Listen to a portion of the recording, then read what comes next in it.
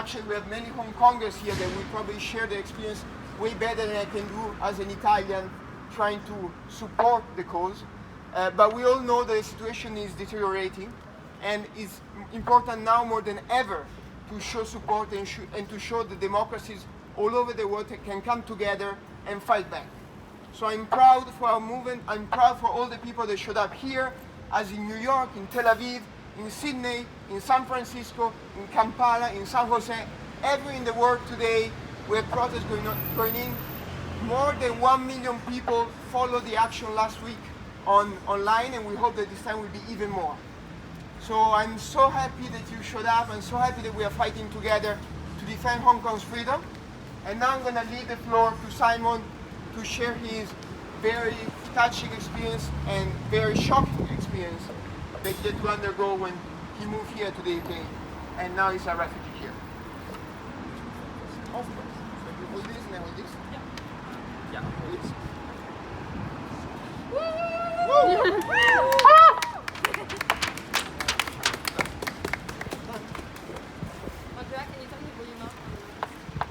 Hongkongers, let's shout at the Chinese embassy. Let's them to heard about our voice of Hong Kong people.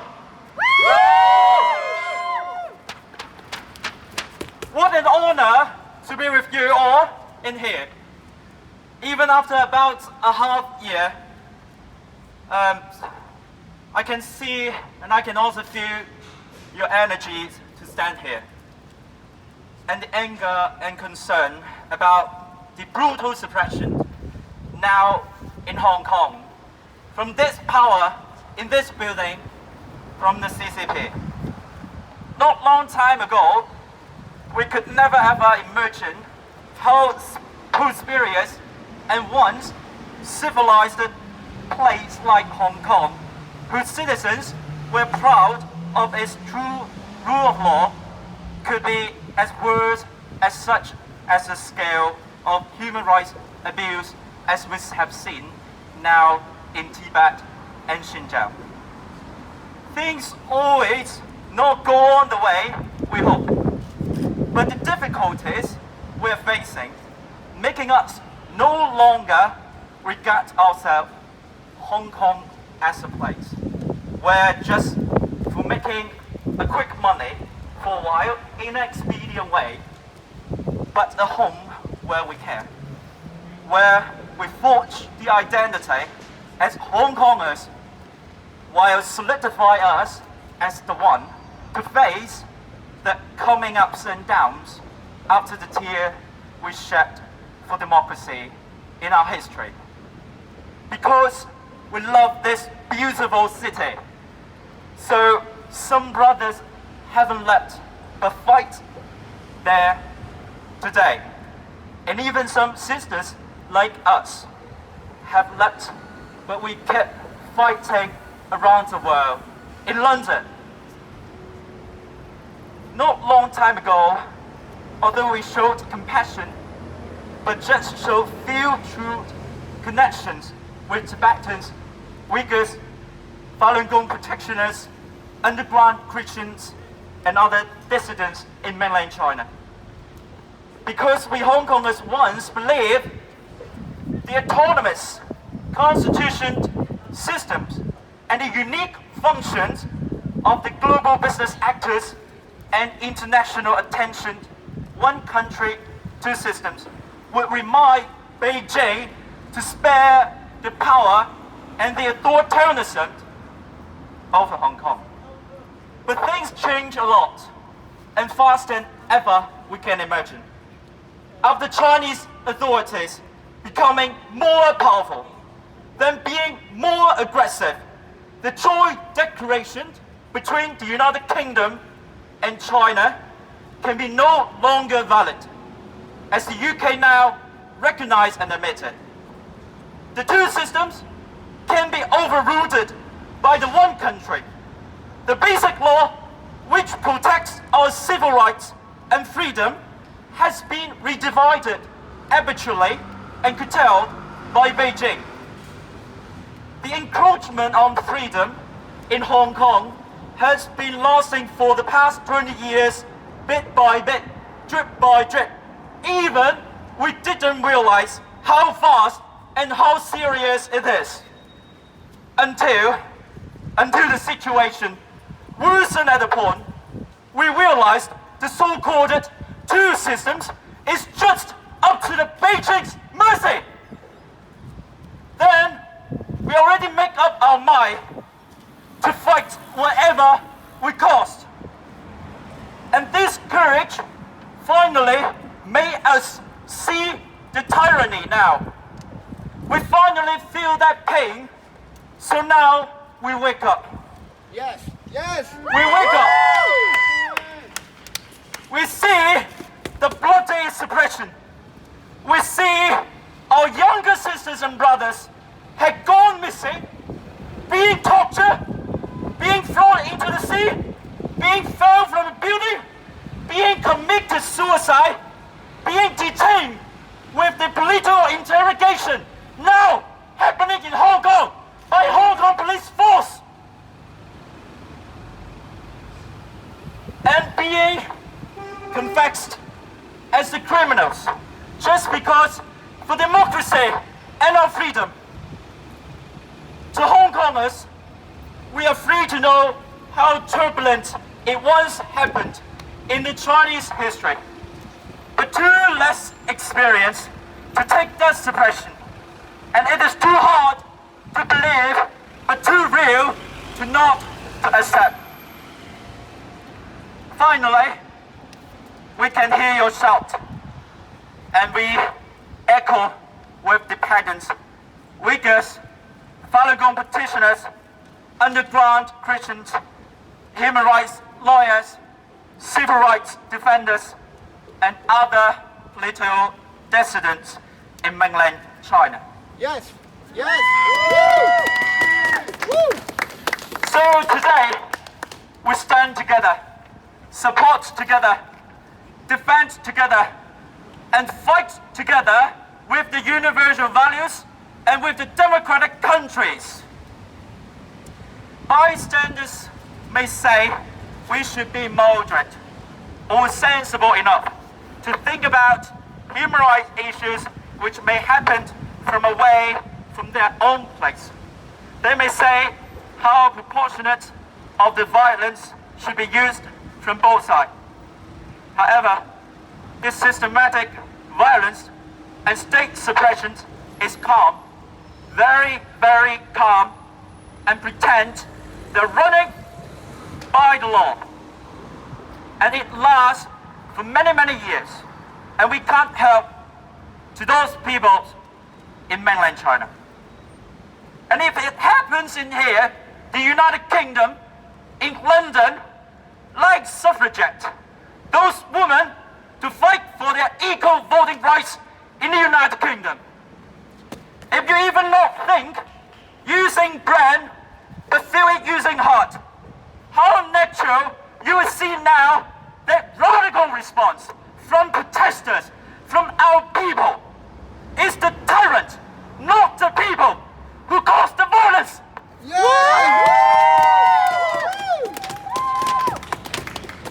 Not only we change the mindset to things of others, but even to Taiwan, we start to look up to Taiwan, where it's not what we thought as less developed on global business, but well developed on vibrant democracy. We young people see Taiwan now, and we also worry about the future and the democracy of Taiwan, as China now run Hong Kong, and in the future, they may invade Taiwan and the periphery regions and neighborhoods in the future.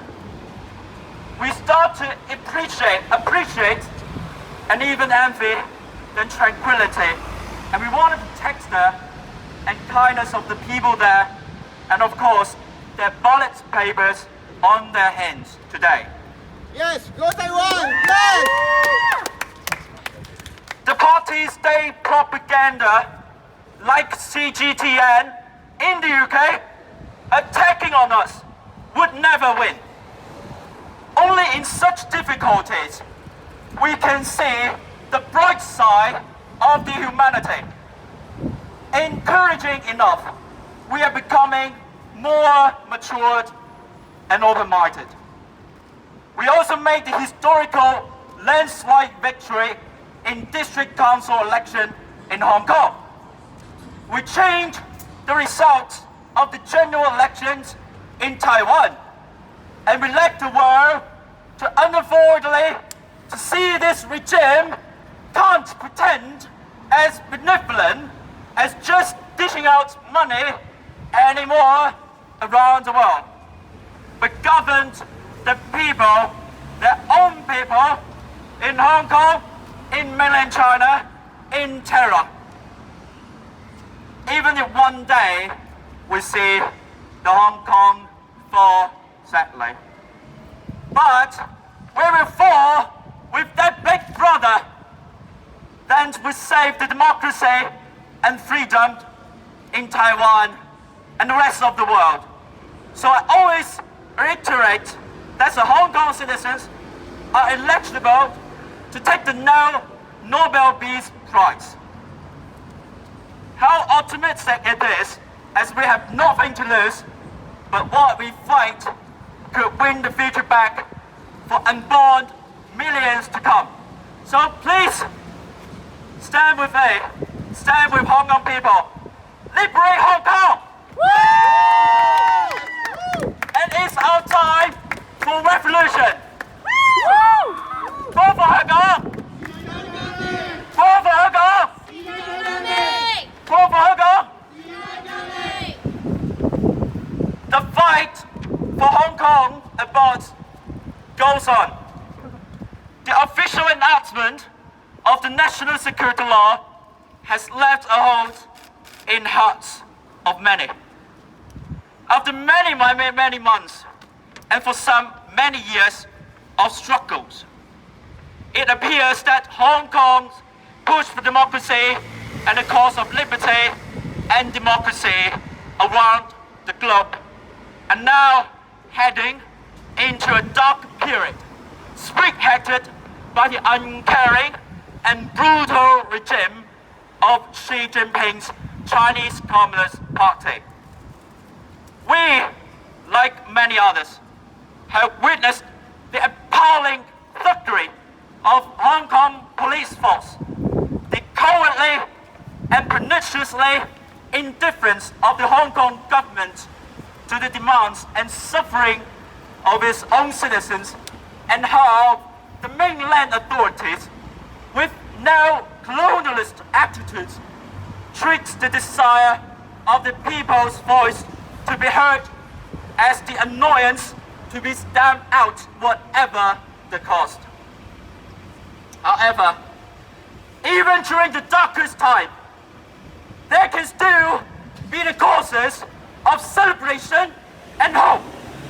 And for us, it can be seen not only in the noble actions of Hong Kongers on the streets, but also a community that has gone beyond the seas of the continuous course in defiance of the threats from Beijing, the authoritarian government. Yes, yes. With pro-democracy organizations in Hong Kong disbanding in fear of the new law, and both activists and citizens at the risk of the imprisonment and extradition to the mainland China with an opaque legal system for simply expressing their opinions. It has now fallen to those of us aboard, both native Hong Kongers and their supporters, to speak for those who have been silenced.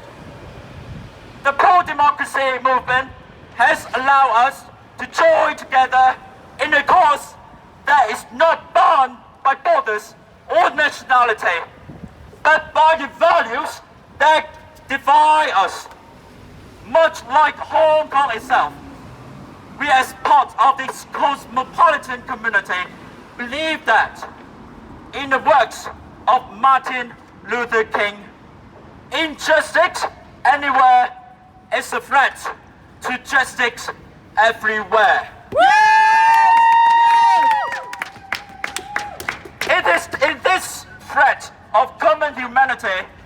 has brought us together. As foreign activists, those of us that have already survived and escaped further persecution by the CCP regime will not stay silent, but continue to employ rights cruelly denied to Hong Kong people to speak up for them in solidarity, pressuring foreign governments to act so Beijing cannot simply stamp its authorities where it chooses without consequence. We have met, marched, and spoken with the people from around the world who believe your cause is just, and we continue to make that case without regrets, no matter if Beijing now feels this as a resolved matter. Besides, we are grateful for the courage of the UK to set up the lifeboat scheme for BNO passport holders. Yes. And the political asylum granted to me can also be the precedent for Hong Kong who don't have BNO seeking for asylum and protection. However, more details of the plan with other democratic allies such as Canada, Australia, and the United States are yet to be seen. We need to wait and we need to continue to fight. We urge the international communities to stand with the people who are now staying in Hong Kong by providing a safety net and empowering them to pursue the pro-democracy cause without hindrance. While the implementation of the national security law may seem like the end of the fight, however, it is only the beginning. The beauty of Hong Kong's struggle is that it has exposed the CCP's proclivity for what it is, to acquire the power and control regardless of the suffering of its own citizens or those aboard. And it's time for the international community to repay Hong Kong with a favor as Hong Kong is in its hours of need. As a human being, you have shown that one does not have to go quietly into the night. And that liberty is always a cause worth fighting for, even in the darkest moment and times. Yes! History has shown that freedom will win out against suppression and oppression. And we will work to ensure that day comes soon and earlier. Yes! Yes!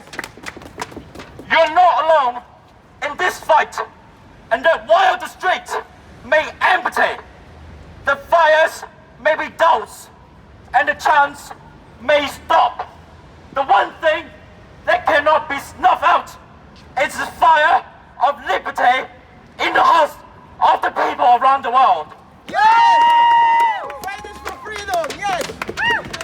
With this in mind, we say to Hong Kongers, we are with you. Gaio! Yes!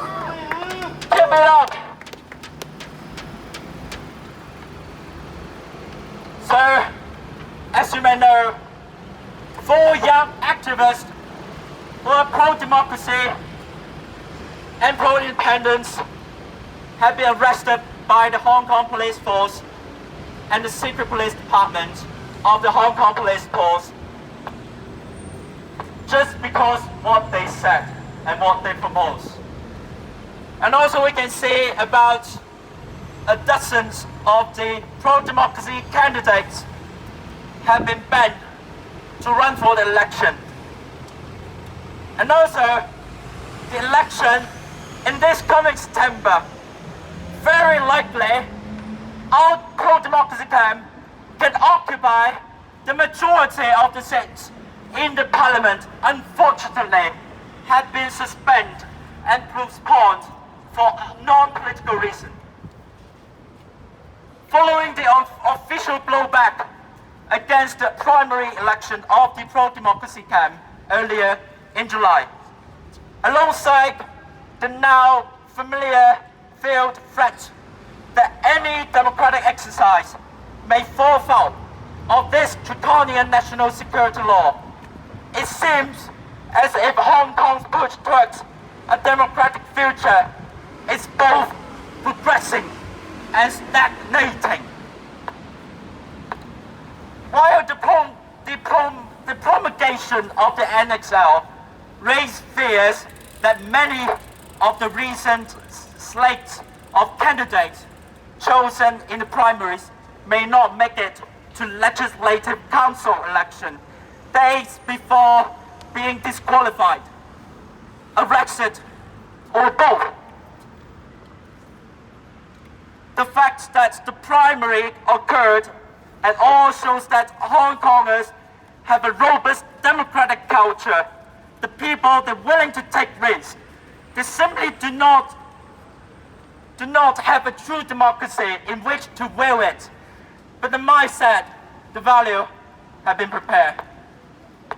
To be frank, the 5 demands which have formed the crux of the movement for the better part of the year are very, very unlikely to be implemented in this current framework. The Chinese Communist Party and the Hong Kong South government have no intention of holding accountable those accused of horrific brutality, both inside and outside of Hong Kong police force.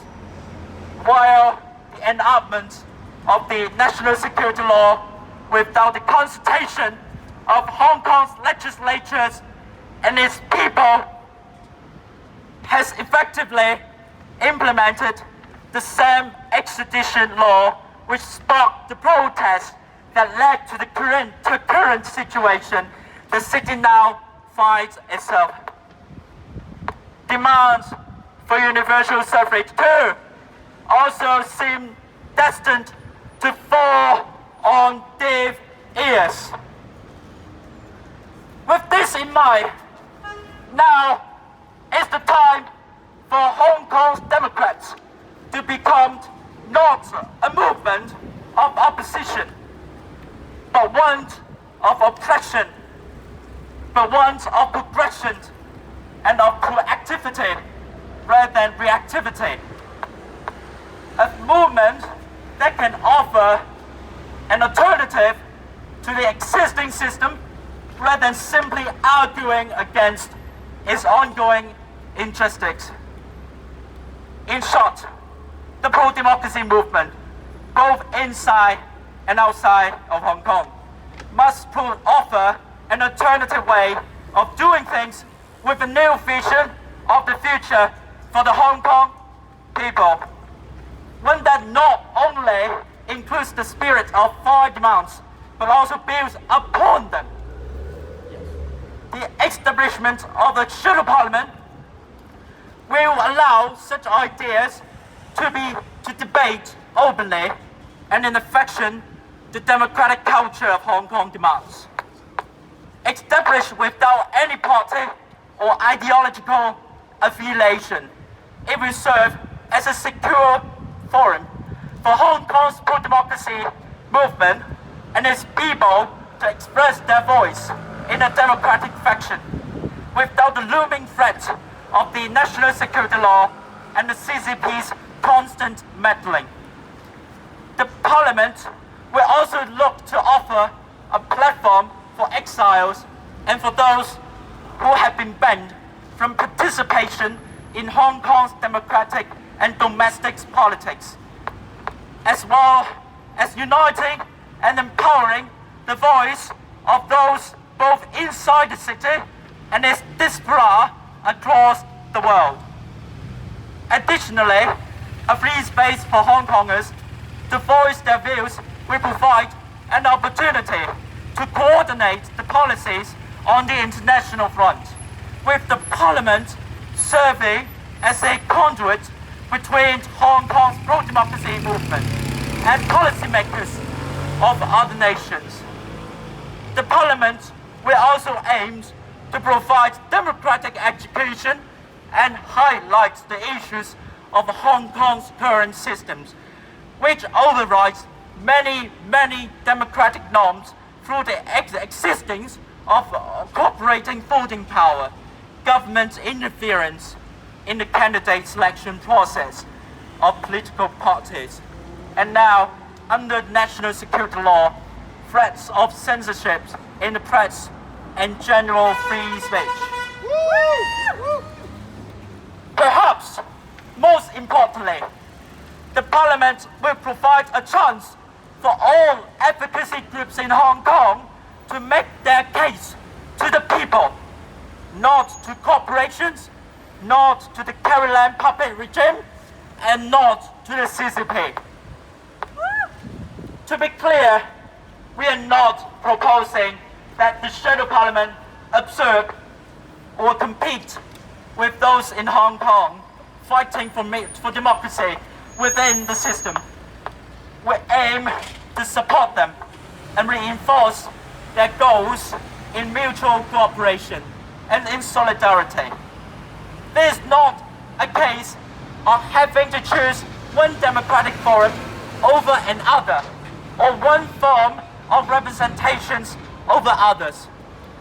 We will simply offer the people the chance to make their voice heard in a way that does not endanger them or their chosen representatives, allowing for an equal, open, and more importantly, fair discussion on the future of Hong Kong and our people.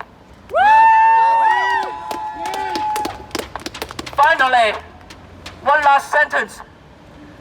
The voice of Hong Kong people will be the paramount, and they will be heard one way or another.